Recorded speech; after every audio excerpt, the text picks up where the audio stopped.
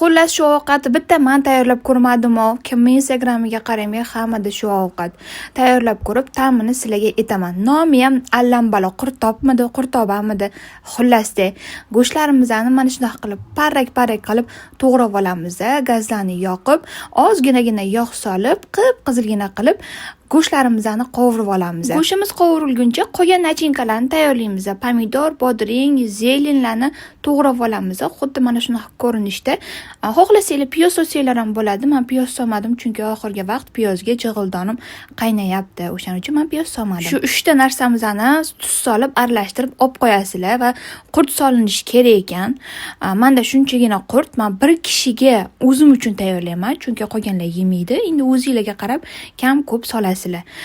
Qurtlarimizni maydalab ezib olishimiz kerak ekan va qishloqdan kelgan shunaqa patirlarni maydalab solib, ustidan qurtlarni solib, tayyorlab olgan achchiq-chuchuklarimizni ham solib, qip-qizilgina bo'lgan go'shtchalarimizni ustidan sovolamiz va bizga домашний sariyog' kerak bo'ladi. Домашний sariyog'larimizni qizitib, go'sht ustidan sovolamiz. Mana endi degustation time.